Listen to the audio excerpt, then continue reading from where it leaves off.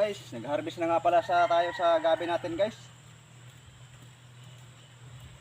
May order sa atin 15 kilos guys. Ayun guys oh, yung iba mga naano ko na. Yan, ayan guys. So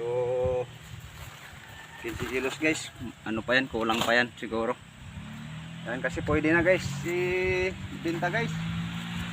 Itong gabi natin guys, hindi naman to pang putik na ano. Talagang pang dito lang siya. Hindi siya hiyang sa pagkayong maputik.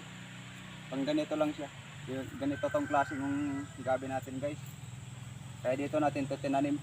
Kasi pag itanim natin yan doon sa putik, hindi rin lalaki sila. Yan. Dito lang sila guys, nabubuhay. Kaya ito guys, pakinabangan na rin natin guys yung pinaghirapan natin.